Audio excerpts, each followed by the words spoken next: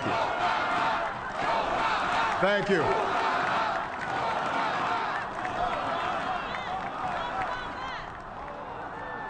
My fellow citizens,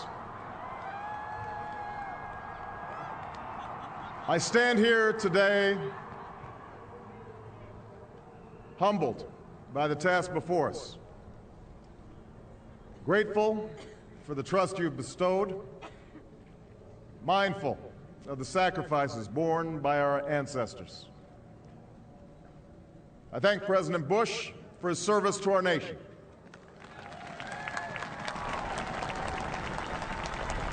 As well as the generosity and cooperation he has shown throughout this transition. 44 Americans have now taken the presidential oath. The words have been spoken during rising tides of prosperity and the still waters of peace. Yet, every so often, the oath is taken amidst gathering clouds and raging storms. At these moments, America has carried on not simply because of the skill or vision of those in high office, but because we, the people, have remained faithful to the ideals of our forebears and true to our founding documents. So it has been, so it must be with this generation of Americans. That we are in the midst of crisis is now well understood. Our nation is at war against a far-reaching network of violence and hatred. Our economy is badly weakened, a consequence of greed and irresponsibility on the part of some, but also our collective failure to make hard choices and prepare the nation for a new age. Homes have been lost, jobs shed, businesses shuttered. Our health care is too costly, our schools fail too many, and each day brings further evidence that the ways we use energy strengthen our adversaries and threaten our planet. These are the indicators of crisis, subject to data and statistics. Less measurable, but no less profound, is a sapping of confidence across our land. A nagging fear that America's decline is inevitable, that the next generation must lower its sights. Today, I say to you that the challenges we face are real. They are serious and they are many. They will not be met easily or in a short span of time. But know this, America, they will be met.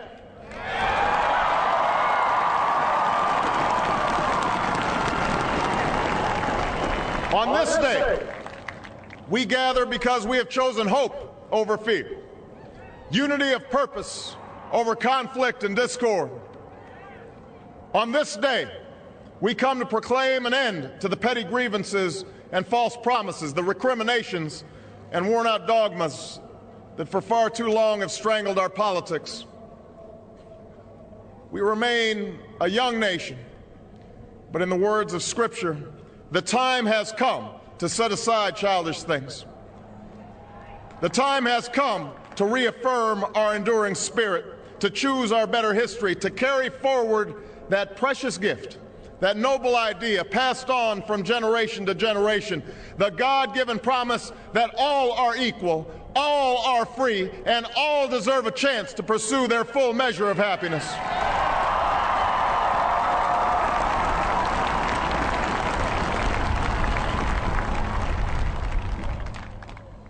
In reaffirming the greatness of our nation, we understand that greatness is never a given. It must be earned. Our journey has never been one of shortcuts or settling for less. It has not been the path for the faint-hearted, for those who prefer leisure over work or seek only the pleasures of riches and fame. Rather, it has been the risk-takers, the doers, the makers of things, some celebrated, but more often men and women obscure in their labor, who have carried us up the long, rugged path towards prosperity and freedom. For us, they packed up their few worldly possessions and traveled across oceans in search of a new life. For us, they toiled in sweatshops and settled the West endured the lash of the whip, and plowed the hard earth. For us, they fought and died in places like Concord and Gettysburg, Normandy and Quai San. Time and again, these men and women struggled and sacrificed and worked till their hands were raw so that we might live a better life. They saw America as bigger than the sum of our individual ambitions, greater than all the differences of birth or wealth or faction. This is the journey we continue today. We remain the most prosperous, powerful nation on earth. Our workers are no less productive than when this crisis began. Our minds are no less inventive, our goods and services no less needed than they were last week or last month or last year. Our capacity remains undiminished. But our time of standing pat, of protecting narrow interests and putting off unpleasant decisions, that time has surely passed. Starting today, we must pick ourselves up, dust ourselves off, and begin again the work of remaking America.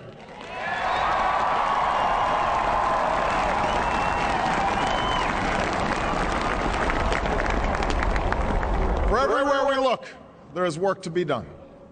The state of our economy calls for action, bold and swift, and we will act, not only to create new jobs, but to lay a new foundation for growth. We will build the roads and bridges, the electric grids and digital lines that feed our commerce and bind us together.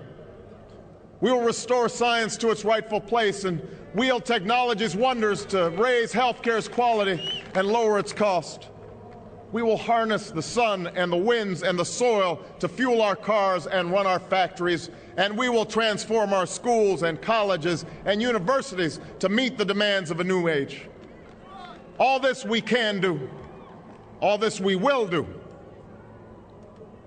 Now, there are some who question the scale of our ambitions, who suggest that our system cannot tolerate too many big plans. Their memories are short, for they have forgotten what this country has already done, what free men and women can achieve when imagination is joined to common purpose and necessity to courage. What the cynics fail to understand is that the ground has shifted beneath them, that the stale political arguments that have consumed us for so long no longer apply. The question we ask today is not whether our government is too big or too small, but whether it works, whether it helps families find jobs at a decent wage, care they can afford, a retirement that is dignified. Where the answer is yes, we intend to move forward. Where the answer is no, programs will end. And those of us who manage the public's dollars will be held to account to spend wisely, reform bad habits, and do our business in the light of day, because only then can we restore the vital trust between a people and their government. Nor is the question before us whether the market is a force for good or ill. Its power to generate wealth and expand freedom is unmatched. But this crisis has reminded us that without a watchful eye, the market can spin out of control. The nation cannot prosper long when it favors only the prosperous. The success of our economy has always depended not just on the size of our gross domestic product, but on the reach of our prosperity, on the ability to extend opportunity to every willing heart, not out of charity, but because it is the surest route to our common good.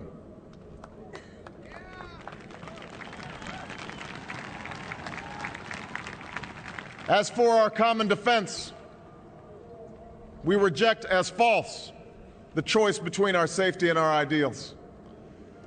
Our founding fathers, faced with perils that we can scarcely imagine, drafted a charter to assure the rule of law and the rights of man, a charter expanded by the blood of generations. Those ideals still light the world, and we will not give them up for expedience sake. And so, To all the other peoples and governments who are watching today, from the grandest capitals to the small village where my father was born, know that America is a friend of each nation and every man, woman, and child who seeks a future of peace and dignity, and we are ready to lead once more.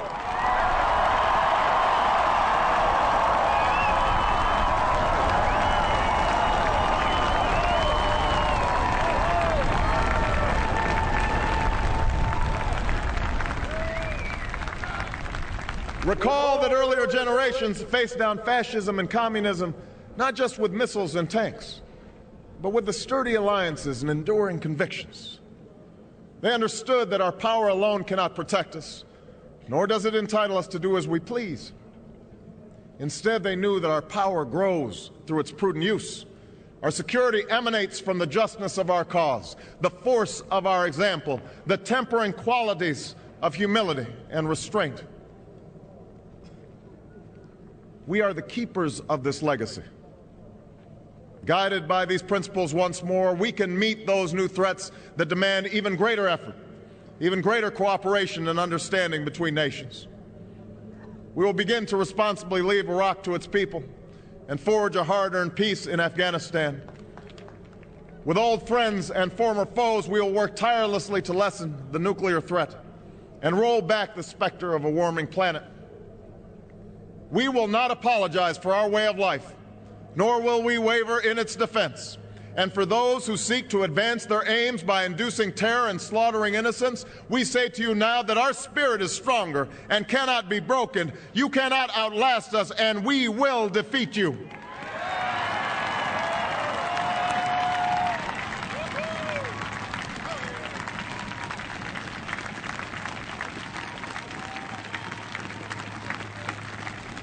For we know that our patchwork heritage is a strength, not a weakness.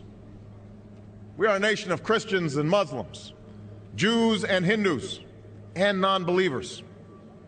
We are shaped by every language and culture, drawn from every end of this earth. And because we have tasted the bitter swill of civil war and segregation and emerged from that dark chapter stronger and more united, we cannot help but believe that the old hatreds shall someday pass, that the lines of tribes shall soon dissolve, that as the world grows smaller, our common humanity shall reveal itself, and that America must play its role in ushering in a new era of peace.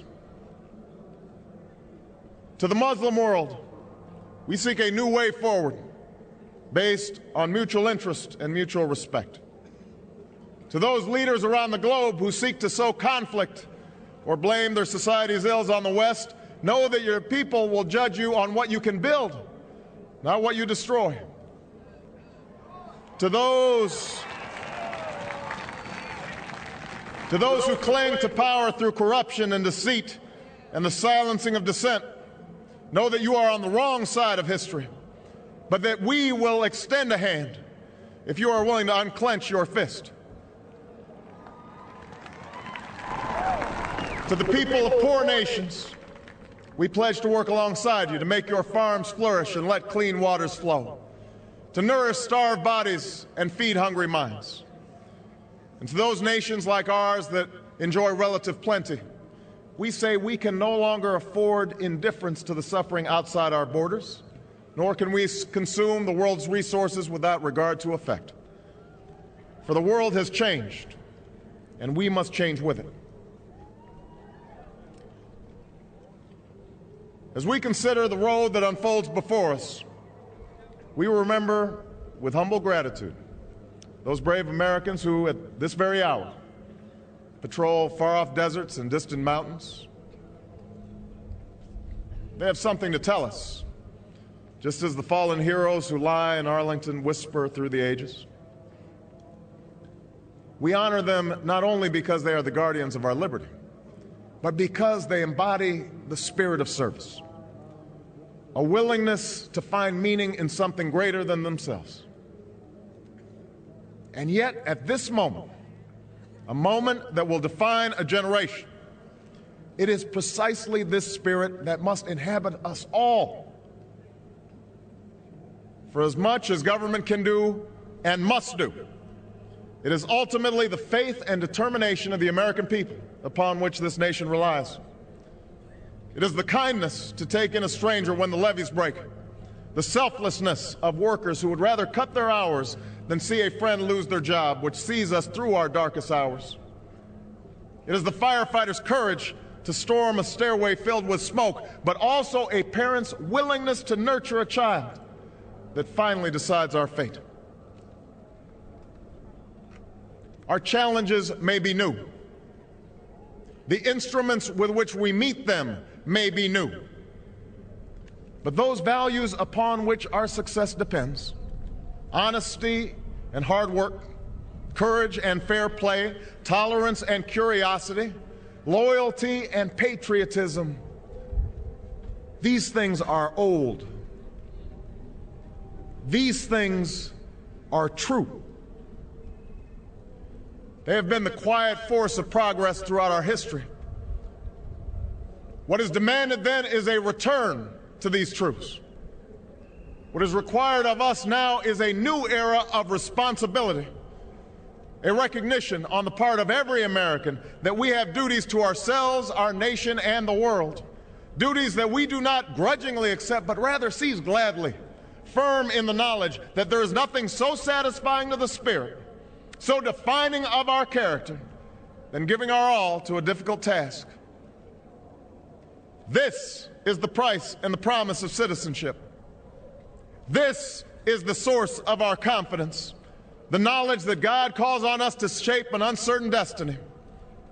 This is the meaning of our liberty and our creed, why men and women and children of every race and every faith can join in celebration across this magnificent mall, and why a man whose father less than 60 years ago might not have been served at a local restaurant can now stand before you to take a most sacred oath.